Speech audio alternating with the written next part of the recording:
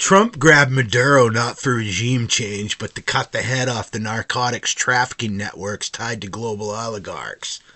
The real money trail heads north to Canada. Offshore bank accounts there launder cash, trillions sitting unregulated. Same system the British Empire used for centuries. Opium wars to fentanyl today. Russian officials called it out years ago. This dope money props up the entire financial system.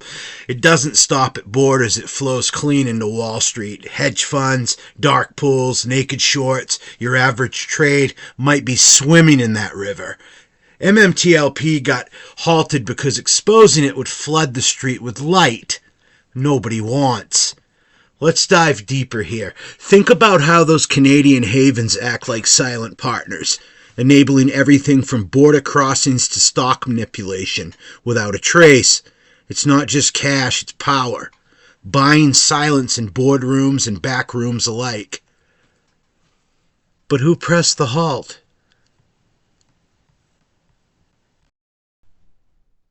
Well, FINRA. FINRA slaps the U3 halt on MMTLP in December 2022. No warning, no fix. Shares turn to dust overnight while shorts cash out. Retail gets frozen, insiders walk. Why? Because digging into MMTLP means seeing the counterfeit shares, the dark pool games, the same mechanisms that hide wash narcotics cash. Regulators look away because their buddies are in deep. It's irregular warfare, as it's been called. It's absolutely irregular warfare. Globalists using non-state cash flows against us. MMTLP isn't a glitch. Everybody knows that. It's proof the system is rigged to eat retail and shield the dirty money machine. Expanding on this, imagine that everyday trader logs into his account, seeing their portfolio evaporate, while big funds use those same tools to hedge against their own messes, all backed by the invisible offshore flow. It's a cycle that repeats from small caps to blue chips, keeping the little guy out and the elite in control. And the system's got one kill switch.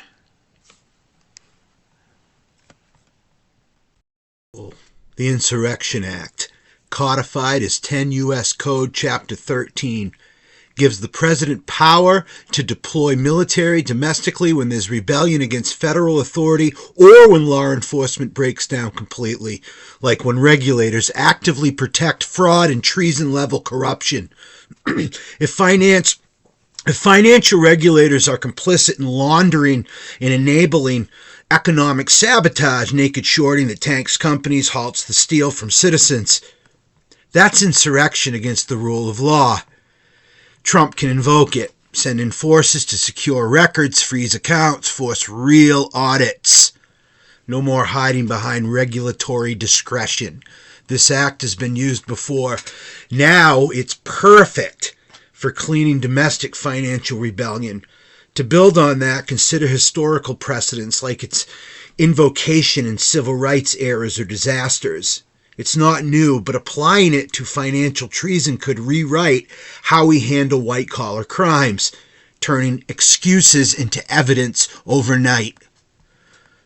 But someone's got to scream in his ear. The narco Wall Street link plus MMTLP plus proof of the rig, plus Anna's January 12th presser, blasting it public, massive heat on Trump to act, invoke 10 U.S.C. Chapter 13, military steps in, real forensic audits happen. Every naked short, every hidden trade, every laundered dollar gets exposed. That's resolution. Forced settlements, shares restored or paid out, bad actors prosecuted. To the insiders in Congress, the SEC, FINRA, big funds who blocked investigations or stayed silent, we're naming names in this community, those who ignored letters, protected hedge funds. If you're on the wrong side and you know the dirt, you better step up as whistleblowers. Come clean, get leniency, because this breaks treason-level charges. Economic sabotage against citizens means serious time or worse. Save yourselves. Help us. Trump, The people's watching. Pull the trigger. MMTLP leads the charge, but it fixes the whole market. Resolution's coming. Hold the line. Digging further, envision the aftermath where exposed ledgers lead to policy overhauls.